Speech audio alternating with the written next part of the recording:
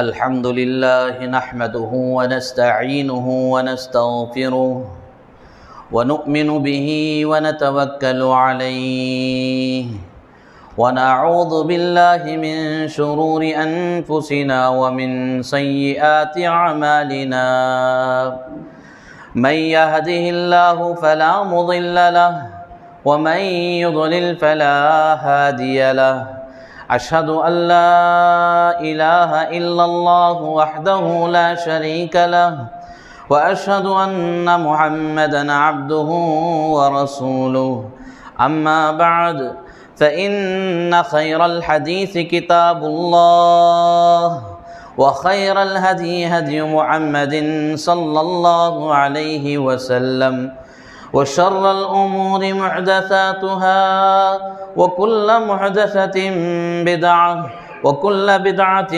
ضلالة وكل ضلالة في النار فأعوذ بالله السميع العليم من الشيطان الرجيم من همزه ونفخه ونفثه بسم الله الرحمن الرحيم قاف والقرآن المجيد بل عجبوا أن جاءهم منذر منهم فقال الكافرون هذا شيء عجيب أإذا متنا وكنا ترابا ذلك رجع بعيد وقال تعالى في موضع آخر يا أيها الذين آمنوا اتقوا الله حق تقاته ولا تموتن إلا وأنتم مسلمون وقال تعالى في موضع آخر يا أيها الناس اتقوا ربكم الذي خلقكم من نفس واحدة وخلق منها زوجها وبث منهما رجالا كثيرا ونساء واتقوا الله الذي تساءلون به والأرحام إن الله كان عليكم رقيبا وقال تعالى في موضع آخر يا أيها الذين آمنوا اتقوا الله وقولوا قولا سديدا يصلح لكم أعمالكم ويغفر لكم ذنوبكم ومن يطع الله ورسوله فقد فاز فوزا عظيما قال الله تبارك وتعالى في كلامه المجيد والفرقان الحميد يا أيها الذين آمنوا إذا لقيتم فئة فاثبتوا واذكروا الله كثيرا لعلكم تفلحون وأطيعوا الله ورسوله ولا تنازعوا فتفشلوا وتذهب ريحكم واصبروا إن الله مع الصابرين قابل احترام बुजुर्गान दीन नौजवानान इस्लाम पर्दे में बैठी हुई इज़्ज़त मआब इस्लामी माँ और बहनों प्यारे बच्चों अल्लाह रब्बुल आलमीन का बेइंतहा शुक्र व एहसान है कि अल्लाह ने मुझे और आपको अशरफुल मखलूक़ात में से पैदा किया और हमें अपनी जानिब से बेशुमार नेमतें अता की। उन्हीं नेमतों में बहुत बड़ी नेमत इस्लाम है। अल्लाह तबारक व तआला इस्लाम को हमारे लिए मुख्तस किया। ये नेमत हर किसी को मैसर नहीं, अल्लाह के खुशनसीब बंदों को ही अल्लाह ताला इस नेमत से नवाजा है। अल्लाह तबारक व तआला इस्लाम से बहुत मोहब्बत रखता है क्योंकि यही एक दीन है जो अल्लाह रब्बुल आलमीन के नज़दीक काबिल कबूल दीन है और यही एक दीन है जिससे अल्लाह ताला मोहब्बत करता है और यही एक दीन है जो इंसान की नजात का असल हकदार है। इंसान की नजात, कामयाबी व कामरानी सिर्फ़ और सिर्फ इसी दीन में है। وَمَن يَبْتَغِ غَيْرَ الْإِسْلَامِ دِينًا فَلَن يُقْبَلَ مِنْهُ۔ اللہ تبارک و تعالیٰ فرما رہا ہے کہ بندہ اللہ تبارک و تعالیٰ کے پاس کوئی دین لے کر جاتا ہے، اسلام کے علاوہ کوئی دین لے کر جاتا ہے تو وہ ہرگز اللہ کے یہاں قابل قبول نہیں ہے۔ اللہ کے پاس جو دین قابل قبول ہے وہ ہے دین اسلام۔ ان الدین عند اللہ الاسلام، بے شک اللہ رب العالمین کے یہاں پسندیدہ دین دین اسلام ہے۔ تو اسلام اللہ کی ایک بہت بڑی نعمت ہے جو مجھے اور آپ کو ملی ہے، اور اس نعمت کی قدردانی کرنا یہ میری اور آپ کی ذمہ داری ہے۔ اگر اس نعمت کی ہم قدر نہیں کرتے ہیں تو اللہ کی اس نعمت کے منکر ہو جائیں گے، اللہ کے اس نعمت کو جھٹلانے والے ہو جائیں گے۔ یاد رکھیے، اللہ کی کسی بھی نعمت کا اگر ہم انکار کرتے ہیں تو اللہ تعالیٰ وہ نعمت ہم سے چھیننے پر بھی قادر ہے۔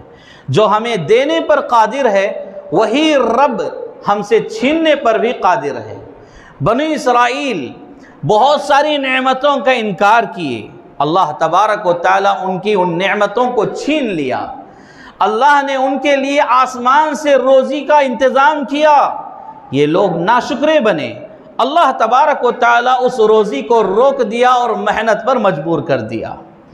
اللہ رب العالمین اسی طرح پانی کا بہترین انتظام کیا اور یہ لوگ اس کا بھی انکار کرنے لگے، اللہ تعالیٰ اس نعمت کو بھی چھین لیا۔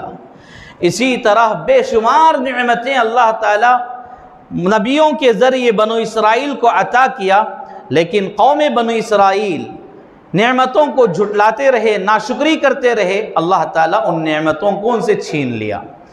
تو بہرکیف میرے بھائیوں، اللہ رب العالمین کی جانب سے بے شمار نعمتیں مجھے اور آپ کو ملی ہیں، اور ان نعمتوں کی قدردانی کرنا، شکر گزاری کرنا یہ میرے اور آپ کی سب سے اولین ذمہ داری ہے۔ اگر ہم اس کی ناقدری کرتے ہیں، ناشکری کرتے ہیں تو اللہ تعالیٰ یہ نعمتیں ہم سے بھی چھین سکتا ہے۔ لہذا ہم دعا کریں اللہ رب العالمین سے کہ اللہ تبارک و تعالیٰ ہمیں دین اسلام پر قائم رکھے، ثابت قدم رکھے، ہمیں استقامت عطا فرمائیں، کیسے بھی مرحلے کیوں نہ آئیں، کتنی دشواریاں کیوں نہ آئیں، اللہ تعالی ہمیں اس دین پر ثابت قدم رکھے، آمین یا رب العالمین۔ مختصر سے حمد و ثنا کے بعد لاکھوں کروڑوں درود و سلام نازل ہو تمام انبیاء کرام پر، بالخصوص شفیع المذنبین، خاتم النبیین، سید المرسلین، آمینہ کے در یتیم محمد الرسول اللہ صلی اللہ علیہ وسلم پر، جن کی محنتوں سے، کاوشوں سے آج دنیا کی کونے کونے میں اسلام بالکل امانت داری کے ساتھ پہنچا ہے، اور انہی کی محنتوں سے آج میں اور آپ مسلمان ہیں، اسلام کے ٹھنڈے سائے میں سانس لے رہے ہیں۔ میرے بھائیوں، ہم اللہ رب العالمین کی کتنی بھی شکر گزاری کریں کم ہے، کیونکہ اللہ نے ایسی ایسی نعمتیں ہمیں عطا کیا کہ زندگی بھر ہر لمحہ اپنی ایک ایک سانس کے بدلے اللہ کی شکر گزاری کرتے رہیں تو ان میں سے ایک احسان کا بھی بدلہ ہم نہیں چکا سکتے۔ بہترین اسلام عطا کیا، بہترین نبی ہمیں نبی امت محمدیہ کے لیے عطا کیا، اور اسی طرح بہترین کلام نازل فرمایا، اور بہترین توحید جیسی نعمت اللہ نے ہمیں عطا کیا، اور اللہ تبارک و تعالی صحیح راستہ بتایا، غلط راستے سے بچنے کا حکم دیا، اور اپنی جانب سے بے شمار انبیاء کرام کو مبعوث کیا، اور روز مرہ کی زندگی میں بھی انسان کو روزی روٹی فراہم کر رہا ہے۔ انسان کو کتنی نعمتیں فراہم کی گئیں۔ میرے بھائیوں، اللہ کے رسول صلی اللہ علیہ وسلم امت محمدیہ کے نبی ہیں اور سارے انبیاء کے سردار ہیں، تو ان کی بھی قدر کرنا یہ ہمارے اوپر بہت بڑی ذمہ داری ہے۔ رسول اللہ صلی اللہ علیہ وسلم کی قدر کرنے سے مطلب کیا ہے؟ رسول اللہ صلی اللہ علیہ وسلم کی قدر کرنے کا مطلب یہ ہے کہ رسول اللہ صلی اللہ علیہ وسلم کی بتائی ہوئی باتوں پر عمل کریں، ان کی تعلیمات کو اپنی زندگی کا سب سے بڑا ہدف بنا لیں، اور ان کے احکامات پر زندگی کو چلائیں، اللہ اور رسول اللہ صلی اللہ علیہ وسلم کی اطاعت و فرما برداری کریں۔ یہ رسول اللہ صلی اللہ علیہ وسلم کی قدر کرنے کا مطلب ہے۔ اگر کوئی بندہ اللہ کے رسول صلی اللہ علیہ وسلم کی تعلیمات کو دور کر دیتا ہے، اس پر عمل نہیں کرتا، اپنی زندگی میں ان تعلیمات کو نہیں لاتا، معلوم ہونے کے باوجود عمل کرنے کی کوشش نہیں کرتا، تو حقیقت میں یہ بندہ رسول اللہ صلی اللہ علیہ وسلم کی ناقدری کرنے والا ہے۔ اور ان الفاظ میں کہوں تو کوئی غلو بھی نہیں ہے کہ حقیقت میں ایسا بندہ رسول اللہ صلی اللہ علیہ وسلم کا سب سے بڑا گستاخ ہے، سب سے بڑا گستاخ ہے۔ ان کی شان میں گستاخی کرنے والا، ان کے حق میں نافرمانی کرنے والا شخص رسول اللہ صلی اللہ علیہ وسلم کا سب سے بڑا گستاخ ہے، چاہے وہ کسی بھی مسلک سے تعلق رکھنے والا کیوں نہ ہو، وہ اہل حدیث کیوں نہ ہو، وہ تبلیغی بھائی کیوں نہ ہو، بریلوی کیوں نہ ہو، اور اسی طرح کسی بھی مقطع فکر سے اس کا تعلق کیوں نہ ہو۔ رسول اللہ صلی اللہ علیہ وسلم کے احکامات کو اگر وہ نہیں مانتا، رسول اللہ صلی اللہ علیہ وسلم کی تعلیمات پر عمل نہیں کرتا، تو پھر ایسا انسان سب سے بڑا گستاخ ہے رسول اللہ صلی اللہ علیہ وسلم کا۔ آج موجودہ دور میں جن حالات سے میں اور آپ گزر رہے ہیں، بڑے سنگین حالات ہمارے سروں پر منڈلا رہے ہیں۔ میرے بھائیوں، آپ غور کریں، موجودہ دور میں دشمنان اسلام کی طرف سے بے شمار جال بچھائے جا رہے ہیں تاکہ مسلمانوں کو پریشان کیا جائے، ایمان والوں کے ایمان کو جھنجھوڑا جائے، ایمان والوں کو ستایا جائے، پریشان کیا جائے۔ لیکن اللہ ایمان والوں کے ساتھ ہوتا ہے، اللہ تبارک و تعالیٰ ان کے ساتھ ہوتا ہے۔ موجودہ دور میں مسلم امت کمزور ضرور ہے، لیکن یہ مسلمان جس رب کے سامنے سجدہ کرتے ہیں وہ رب کمزور نہیں ہے، وہ رب کبھی کمزور ہو ہی نہیں سکتا۔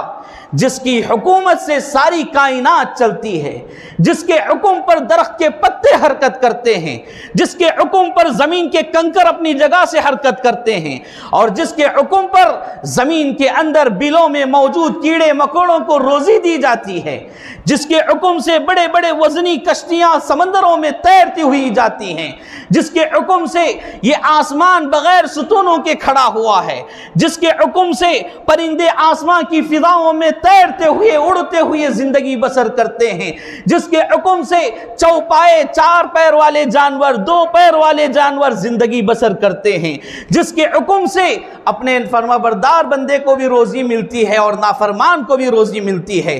یہی رب، یہی خالق، یہی مالک، یہی رازق سب سے بڑا ہے، سب سے طاقتور ہے، ذو القوت المتین۔ طاقت میں کوئی مضبوطی میں سب سے بڑی ذات ہے تو اللہ رب العالمین کی ذات ہے۔ اللہ رب العالمین کبھی کمزور ہو ہی نہیں سکتا۔ دشمنان اسلام کتنے بھی حربے کیوں نہ چلا لیں، کتنے بھی جال کیوں نہ بچھا لیں، اللہ رب العالمین کبھی کمزور ہونے والوں میں سے نہیں ہے، بلکہ اللہ رب العالمین دوسروں کو کمزور کرنے پر قادر ہے، دوسروں کو کمزور کرنے پر قادر ہے۔ میرے بھائیو، موجودہ دور کا سب سے اہم مسئلہ یہ ہے کہ کسی نے رسول اللہ صلی اللہ علیہ وسلم کی شان میں گستاخی کی، نازیبا الفاظ کہتے ہوئے، ایسے الفاظ کہتے ہوئے جو کہنا نہیں چاہیے، چاہے وہ کسی بھی دھرم سے تعلق رکھنے والے کیوں نہ ہو۔ اگر اس طرح کہتے ہیں تو یہ اخلاقی جرم ہے، اخلاقی جرم ہے، اور اس کے لیے سزا مختص ہے۔ اسلام میں بھی اس کی سزا بتائی گئی اور دیگر ادیان میں بھی اس کی سزا مختص ہے۔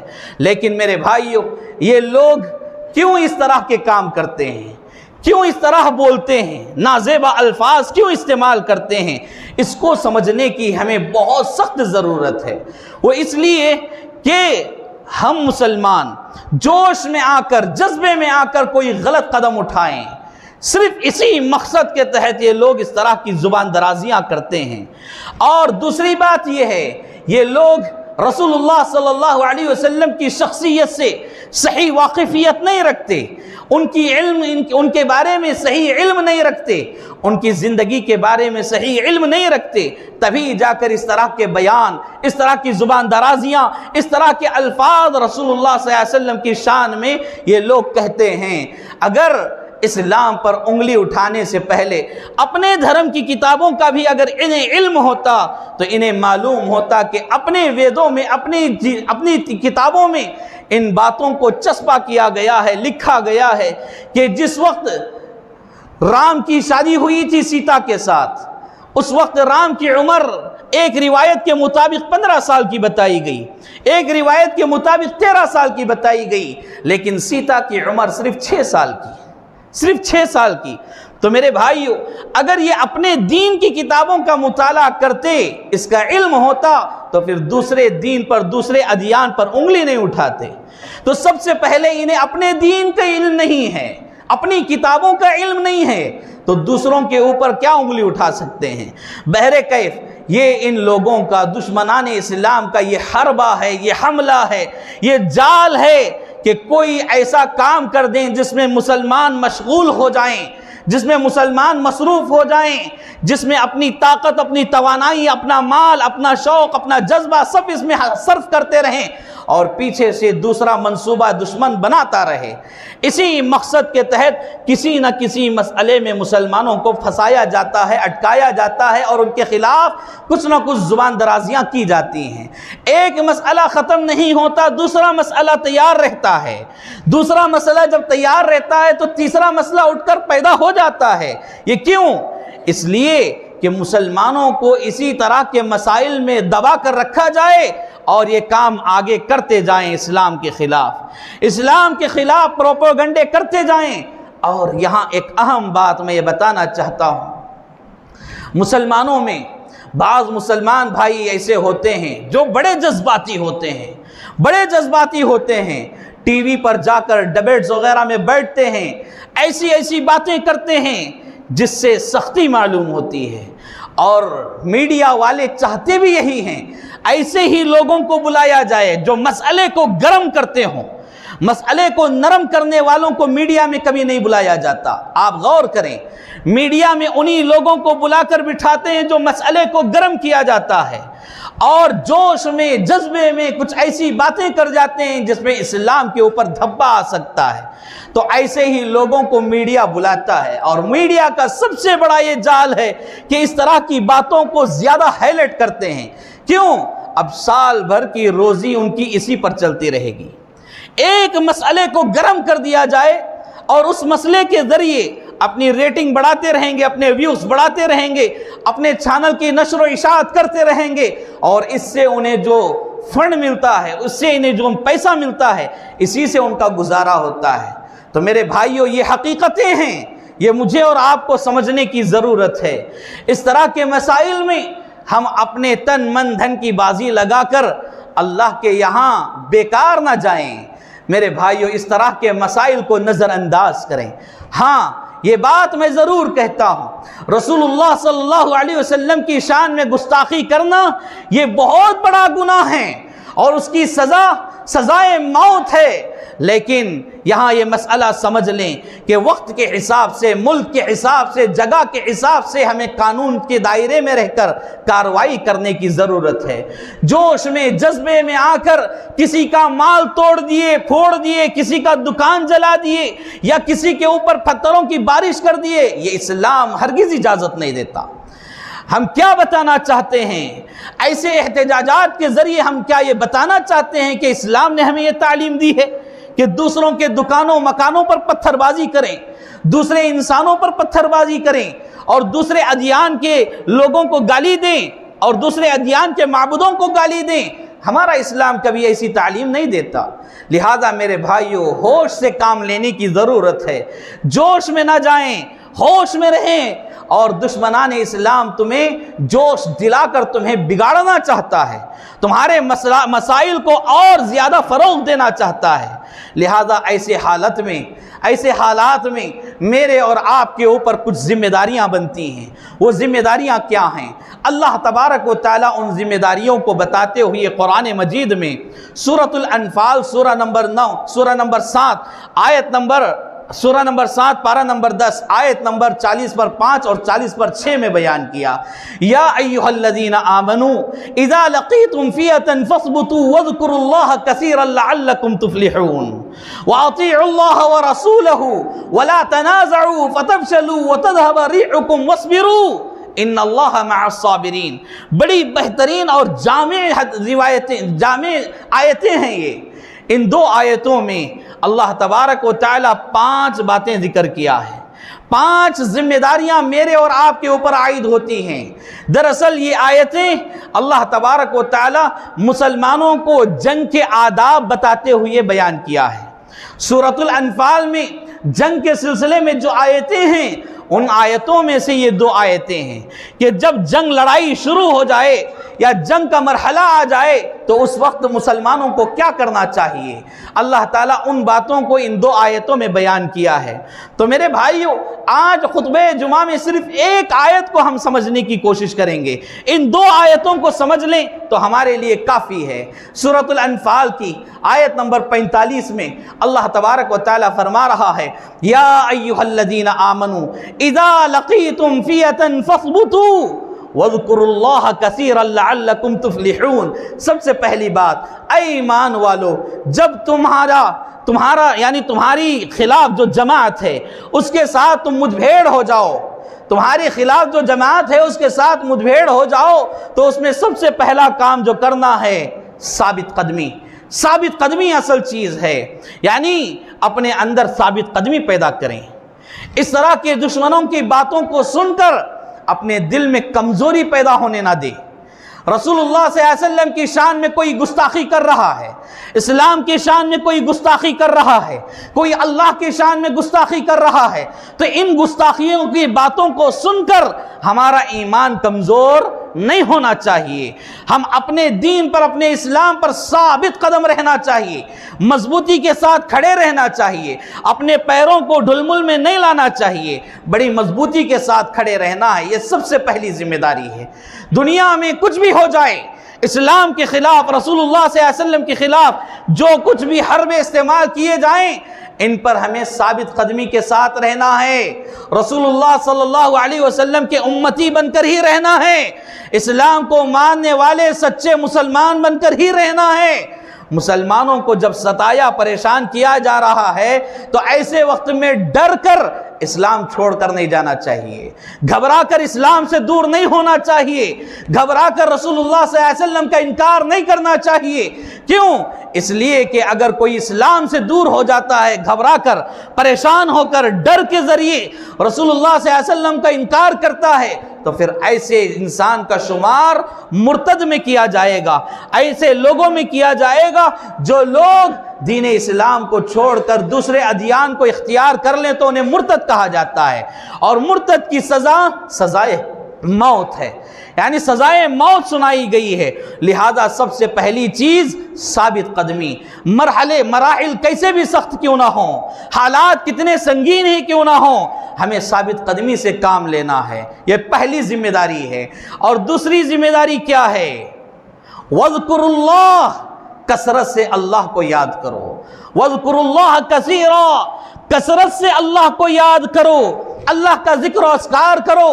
جب مخالف جماعتوں کے ساتھ مدبھیڑ ہو جاؤ یا کسی سامنے اپنے سامنے کسی گروہ کو پالو تو ایسے وقت میں دشمن سے جب لڑائی شروع ہو جائے تو اللہ کو کثرت سے یاد کرو، اللہ کو کثرت سے یاد کرو۔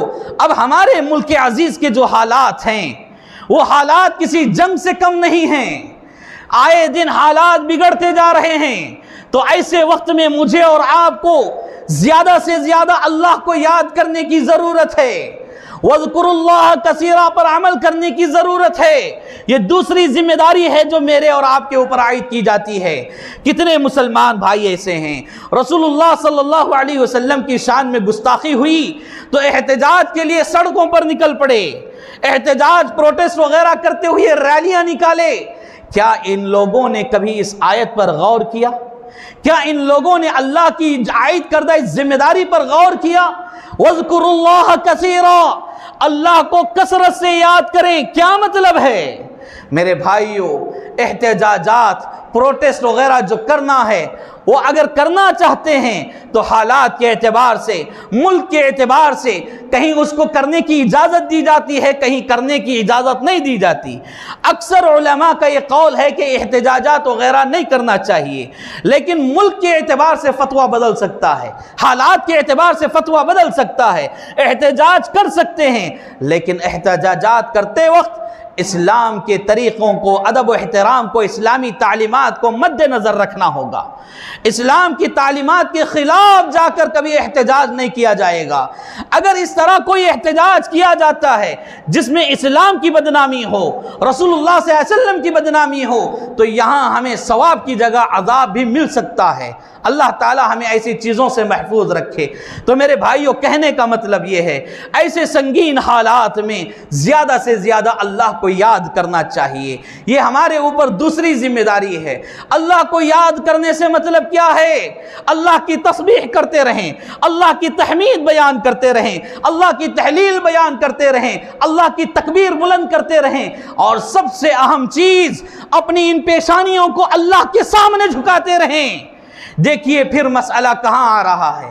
مسجدوں کی طرف، نمازوں کی طرف۔ میرے بھائیوں، میں بارہا آپ سے یہ کہتا ہوں، نماز کے پابند بنو، تمہارے سارے مسائل حل ہو جائیں گے۔ ہم مسائل کو بڑھانا پسند کرتے ہیں، لیکن نمازوں سے جڑنا پسند نہیں کرتے۔ کیا ہی اچھا ہوتا احتجاجات وغیرہ میں اپنا مال وغیرہ صرف کرنے کی بجائے مسجدوں میں آ کر سجدے کر کے رو رو کر اللہ سے دعائیں کرتے، اے اللہ، جن گستاخوں نے ہمارے نبی کی شان میں گستاخی کی ہے، ان سے تو نمٹ لے، ان سے تو نمٹ لے، ان کو تو بہترین جاننے والا ہے، تیرا عذاب ان پر مسلط فرما، یا تو انہیں اسلام کی ہدایت عطا فرما، یا پھر آئے دنیا تک ان کو درس عبرت بنا دے۔ اگر اس طرح کوئی دعا کیا تو کتنا بہترین کام ہوگا۔ ہم میں سے کوئی کیے ہیں اس طرح؟ کتنے بھائی گستاخ رسول کے نعرے لے کر نکل گئے، لیکن اس آیت پر ہم کون غور کر رہے ہیں؟ وَاذْكُرُوا اللَّهَ كَثِيرًا، کثرت سے اللہ کو یاد کرو، نماز کے پابند بنو، مسجدوں سے اپنا تعلق جوڑو، دین سے اپنا تعلق جوڑو، اسلام سے اپنا تعلق جوڑو، اور اللہ کے لیے کبھی ایسا کام مت کرو جس سے رسول کی شان میں گستاخی ہو، جس سے اسلام کی شان میں گستاخی ہو، تمہارے رب کی شان میں گستاخی ہو۔ تو میرے بھائیو، ایسے کاموں سے بچنے کی ضرورت ہے۔ تیسری ذمہ داری کیا ہے؟ وَاذْكُرُوا اللَّهَ كَثِيرًا، اللہ کو کثرت سے یاد کرنا ہے، اور اس کا فائدہ بھی اللہ تعالیٰ بیان کر دیا ہے۔ کیا ہے؟ لَعَلَّكُمْ تُفْلِحُونَ، اللہ کو کثرت سے یاد کرو تاکہ تم کامیاب بن جاؤ۔ اللہ اکبر، اللہ تعالیٰ اس کو یاد کرنے پر کامیابی دینے کا وعدہ کر رہا ہے، اور ہم ہیں کہ اللہ کو یاد نہیں کر رہے ہیں اور کامیابی بھی نہیں چاہتے، پھر خامخواہ کے پروٹیسٹ کر رہے ہیں، خامخواہ کے احتجاجات کر رہے ہیں۔ میرے بھائیوں، احتجاجات کرنا غلط نہیں ہے، لیکن اسلام کے دائرے میں کرنا چاہیے۔ اس سے بھی بھلائی والی چیز، اس سے بھی اچھی چیز اللہ تعالیٰ یہاں بتا رہا ہے۔ ان ذمہ داریوں کو اپنی ذمہ داری سمجھ کر عمل کریں، اللہ تعالیٰ ضرور کامیابی عطا فرمائے گا۔ اور آگے جو تیسری ذمہ داری بیان کی گئی، بہت ہی اہم ذمہ داری ہے۔ میں آپ سب بھائیوں سے چاہتا ہوں کہ متوجہ ہوں اس ذمہ داری کی طرف۔ وَأَطِيعُوا اللَّهَ وَرَسُولَهُ، وَأَطِيعُوا اللَّهَ وَرَسُولَهُ، اللہ اور رسول اللہ صلی اللہ علیہ وسلم کی اطاعت کریں، اللہ اور رسول اللہ صلی اللہ علیہ وسلم کی ہی اطاعت کریں۔ ان دونوں کے علاوہ تیسرا راستہ ڈھونڈنے کی کوشش نہ کریں۔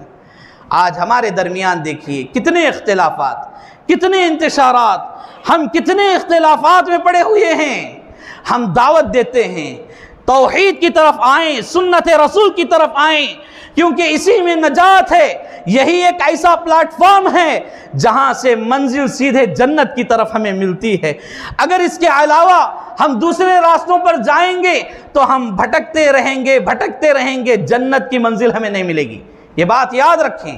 اطیعوا اللہ، اللہ کی اطاعت، ورسول، اور اس کے رسول کی اطاعت، تیسرا کچھ اور نہیں ہے۔ اب ہمارا مسئلہ عجیب مسئلہ ہو گیا۔ ہم کیا کہتے ہیں؟ فلاں بھائی کا ایک گروہ کہتا ہے کہ ہمیں رسول کی ضرورت نہیں ہے، ہم امام کی ماننے والے ہیں۔ کیوں؟ اس لیے کہ ہمارے امام رسول کو مانے تھے، ہمارے امام رسول صلی اللہ علیہ وسلم کی باتوں کو ہی سمجھا کر گئے ہیں، لہذا رسول صلی اللہ علیہ وسلم سے زیادہ ترجیح امام کو دی جا رہی ہے۔ میرے بھائیوں، کوئی بھی ہوں، کسی بھی مقطع فکر سے کیوں نہ ہوں، چاہے وہ اہل حدیث ہی کیوں نہ ہوں، حق پر چلنے والے ہی کیوں نہ ہوں، اگر رسول اللہ صلی اللہ علیہ وسلم کو چھوڑ کر تیسرا کسی اور کو اپنا لیتے ہیں، یاد رکھیں گمراہی کی طرف جا رہے ہیں۔ یاد رکھیں، اطیع اللہ و رسولہ، یہ بہترین پلیٹ فارم ہے، اللہ اور اس کے رسول کی اطاعت کا پلیٹ فارم۔ بعض لوگ کہتے ہیں کہ نہیں، ہمارا سلسلہ قادریہ ہے، سلسلہ چشتیہ ہے، فلاں سلسلے سے ہمارا تعلق ہے، فلاں خاندان سے ہمارا تعلق ہے، ہم آل بیت سے ہیں، ہم رسول صلی اللہ علیہ وسلم کے خاندان سے ہیں، رسول اللہ صلی اللہ علیہ وسلم کے آل و اولاد سے ہیں، تو انہی کو مانیں گے، فلاں چشتی کو مانیں گے، فلاں قادری کو مانیں گے، فلاں پیر کو مانیں گے، انہی کی مانیں گے، دوسرے کسی اور کی نہیں مانیں گے۔ کیا مطلب ہے؟ رسول اللہ صلی اللہ علیہ وسلم کی نہیں مان رہے ہیں، فلاں پیر، فلاں قادری، فلاں چشتی کی مان رہے ہیں، جبکہ اللہ تعالیٰ قرآن مجید میں ایک جگہ نہیں، دو جگہ نہیں، سینکڑوں مرتبہ اللہ تعالیٰ یہ اعلان کر رہا ہے، اطیع اللہ واطیع الرسول، اطیع اللہ واطیع الرسول، اللہ کی اطاعت کرو، رسول کی اطاعت کرو، اللہ کی اطاعت کرو، رسول کی اطاعت کرو۔ فلاں کہہ رہے ہیں امام کے پیچھے جائیں گے، فلاں کہہ رہے ہیں چشتیوں کے پیچھے جائیں گے، فلاں کہہ رہے ہیں قادریوں کے پیچھے جائیں گے، اب ہم کس کی مانیں گے؟ اللہ کی مانیں گے یا دنیا والوں کی مانیں گے؟ میرے بھائیو، تھوڑا ہوش میں آ کر سوچیں، اللہ تبارک و تعالی ہم سے کیا چاہتا ہے اور ہم کیا کر رہے ہیں۔ اللہ اور رسول صلی اللہ علیہ وسلم کی اطاعت کو لازم پکڑیں، یہ تیسری اور اہم ذمہ داری ہے۔ چوتھی ذمہ داری، وَلَا تَنَازَعُوا فَتَفْشَلُوا وَتَذْهَبَ رِيحُكُمْ وَاصْبِرُوا إِنَّ اللَّهَ مَعَ الصَّابِرِينَ۔ چوتھی ذمہ داری یہ ہے کہ آپس میں اختلافات نہ کریں، آپس میں تنازعات کھڑا نہ کریں۔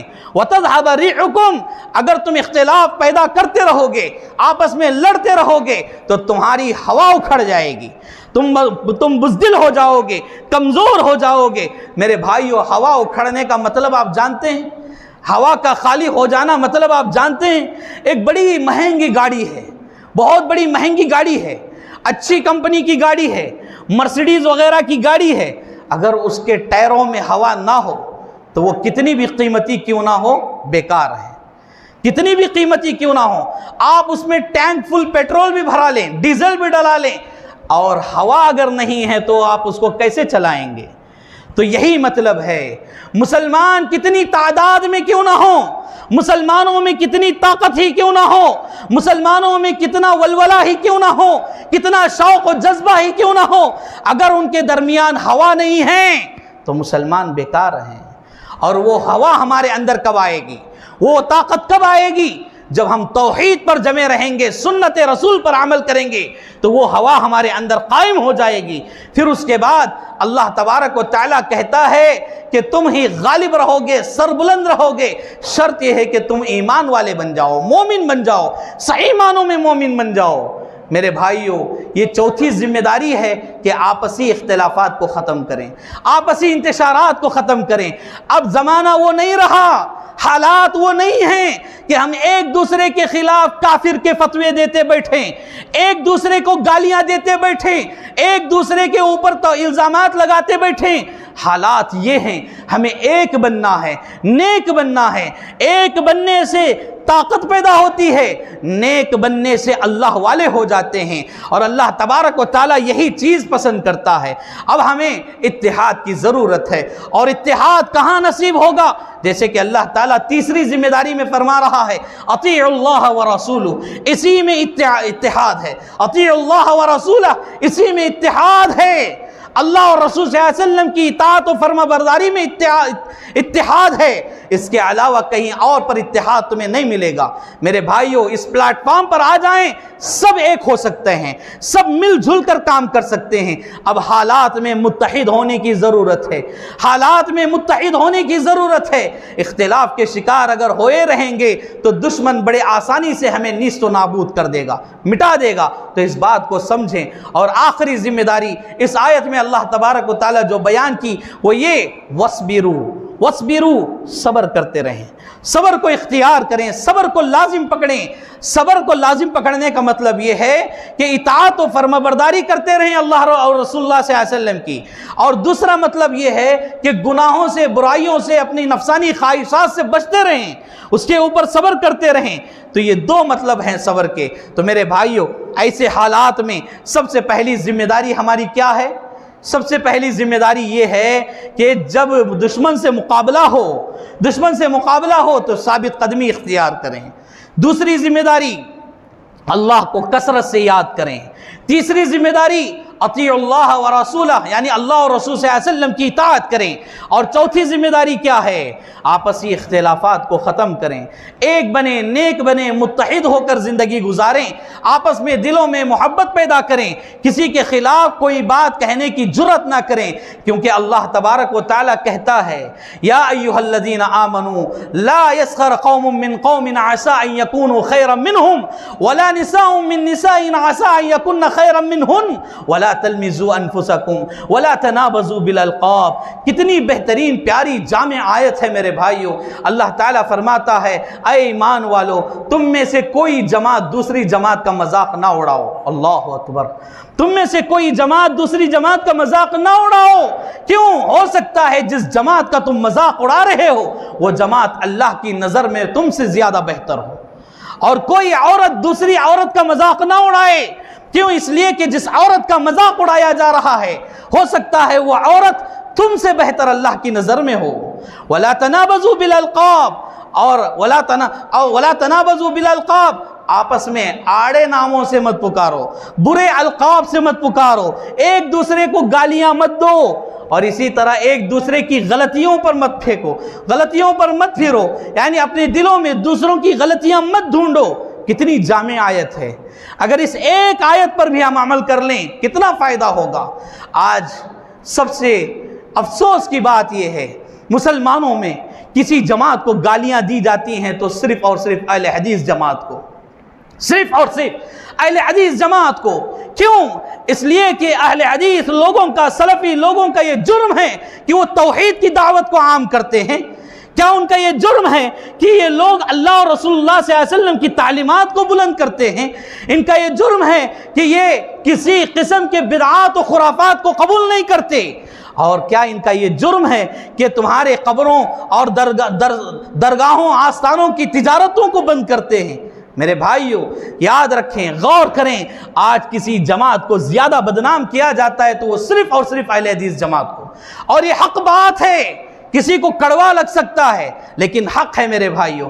कितने नाम देकर इस जमात को पुकारते हैं, अंग्रेज की औलाद कहते हैं, हराम के पिल्ले कहते हैं, कितनी बातें, और बाज तो बाज जानवरों की तशबीह देकर पुकारते हैं, तोंडे कहते हैं, गड्ढे वाले कहते हैं, और क्या क्या न जाने क्या नहीं कहते। मेरे भाइयों, अल्लाह रब्बुल आलमीन के इस फरमान की बिल्कुल खिलाफ वर्जी तुम कर रहे हो, चाहे वो किसी भी मक्तब फिक्र से ताल्लुक़ रखने वाले क्यों ना हो।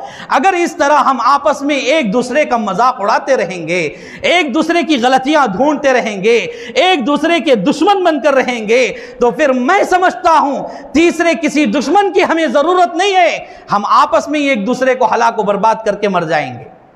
तीसरे दुश्मन की ज़रूरत नहीं है। लिहाजा अल्लाह रब्बुल आलमीन की जिम्मेदारी को समझें। अल्लाह रब्बुल आलमीन ने जो जिम्मेदारी हम पर आयद किया है, अतीउल्लाह व रसूला, अल्लाह और रसूल सल्लल्लाहु अलैहि वसल्लम की इताअत पर आ जाएं, इसी एक प्लेटफॉर्म पर आ जाएं, बस और कुछ नहीं।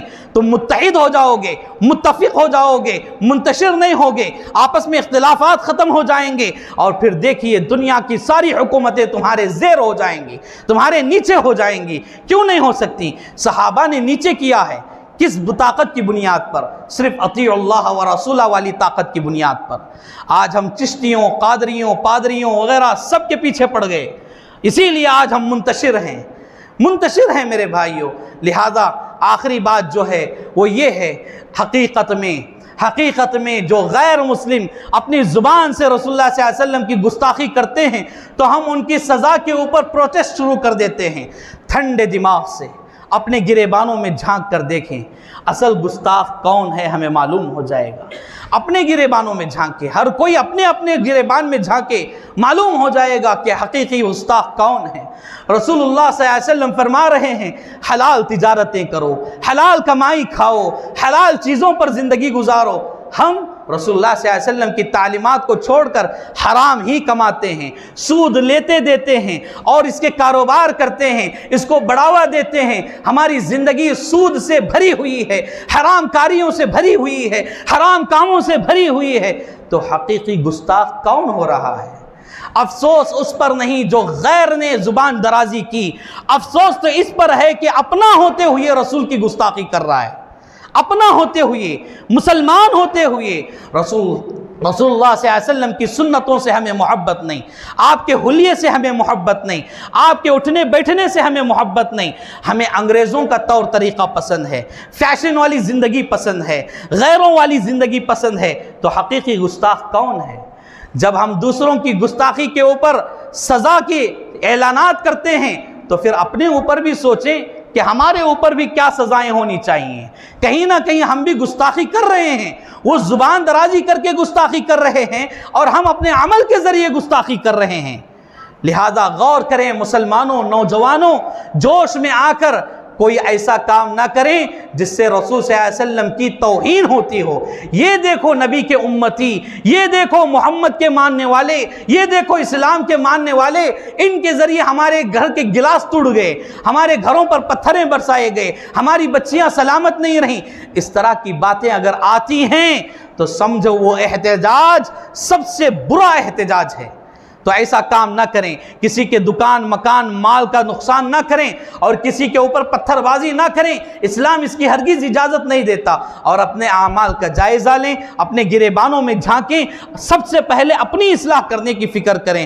اور آج کے خطبہ جمعہ میں جو ذمہ داریاں بتائی گئی ہیں اس سے بھی کئی زیادہ اور بھی ذمہ داریاں ہیں، لیکن وقت کا نزاکت کا خیال کرتے ہوئے ایک جامع آیتیں آپ کے سامنے پیش کی گئیں جس میں 5 ذمہ داریاں بیان کی گئی ہیں، اور ان ذمہ داریوں کو اپنی ذمہ داری سمجھ کر اگر ہم عمل کرنا شروع کر لیں تو انشاءاللہ اللہ تبارک و تعالیٰ کی طرف سے ہمارے لیے غیبی نصرت آئے گی، غیبی مدد آئے گی، ضرور آئے گی۔ بس شرط یہ ہے کہ ہمارا ایمان سلامت ہو، اللہ پر یقین کامل ہو۔ اللہ رب العالمین سے دعا ہے اللہ تبارک و تعالیٰ ہمیں ان باتوں کو سمجھنے کی توفیق عطا فرمائے۔ اللہ تعالیٰ اپنے رسول صلی اللہ علیہ وسلم سے صحیح محبت کی اللہ ہمیں توفیق عطا فرمائے۔ اللہ ہمیں اطیع اللہ و اطیع الرسول کے پلیٹ فارم پر جمائے، آپسی اختلافات کو ختم فرمائے۔ اللہ ہمیں ایک بنائے، نیک بنائے، متحد ہو کر زندگی گزارنے والا بنائے۔ اللہ تعالیٰ ہمیں ایک باعمل انسان، با اخلاق انسان، سچ بولنے والا انسان، جھوٹ سے بچنے والا انسان، وعدہ خلافی نہ کرنے والا انسان، اور اپنوں کے ساتھ اچھا سلوک کرنے والا انسان، اور رشتہ داروں کے ساتھ صلہ رحمی کرنے والا انسان بنا کر زندگی گزارنے کی توفیق عطا فرمائے۔ اللہ تعالیٰ جو پریشان حال ہیں ان کی پریشانیوں کو خوشحالی میں بدل دے، جو قرضوں میں مبتلا ہیں اللہ انہیں اس سے نجات عطا فرمائے۔ اللہ تبارک و تعالیٰ ہر ایک کو پرسکون، اطمینان والی، راحت والی، عمدہ زندگی نصیب فرمائے۔ جو بیمار ہیں اے اللہ انہیں شفا کاملہ عاجلہ اور دائمہ عطا فرما۔ اے اللہ جو پریشان حال ہیں انہیں خوشحال زندگی عطا فرما۔ جو بے اولاد ہیں اے اللہ انہیں اولاد عطا فرما۔ اے اللہ اولاد ہوتے ہوئے جو لوگ پریشان ہیں اللہ ان کی اولاد کو آنکھوں کی ٹھنڈک بنا، فرما بردار بنا، ان کے لیے صدقہ جاریہ بنا۔ اے اللہ ہمیں نمازی بنا، 5 وقت نمازی بنا، رسول اللہ صلی اللہ علیہ وسلم کے متبع بنا، فرما بردار بنا، شریعت اسلام کا، شریعت مطہرہ کا پاس و لحاظ رکھنے والے بنا۔ اے اللہ ہمیں ہر قسم کی گستاخی سے محفوظ رکھ، زبان کی گستاخی سے، عمل کی گستاخی سے، ہر قسم کی گستاخی سے اللہ ہماری حفاظت فرما۔ اے اللہ ہمیں قبر کے عذاب سے محفوظ رکھ، جہنم کے عذاب سے محفوظ رکھ۔ اے اللہ ہمیں جنت الفردوس میں اعلیٰ مقام عطا فرما۔ اے اللہ ہمارے بڑوں میں چھوٹوں میں جو کچھ انتقال کر گئے ہیں اللہ ان کی مغفرت فرما۔ اے اللہ ان کی کروٹ کروٹ مغفرت فرما، ان کے حق میں جنت الفردوس کا فیصلہ فرما۔ اے اللہ ہمارے پریشانیوں کو ختم فرما۔ اے اللہ جو لوگ رسول اللہ صلی اللہ علیہ وسلم کی شان میں گستاخیاں کر رہے ہیں اے اللہ انہیں یا تو ہدایت عطا فرما یا پھر انہیں درس عبرت بنا دے۔ اے اللہ سارے لوگوں میں اتحاد پیدا فرما۔ اے اللہ اختلافات سے ہماری نجات عطا فرما۔ اے اللہ جب تک دنیا میں رکھ توحید کی حالت میں رکھ، جب خاتمہ ہو تو حسن خاتمہ عطا فرما۔ آمین یا رب العالمین۔ وما علینا الا البلاغ المبین۔ السلام علیکم ورحمۃ اللہ وبرکاتہ۔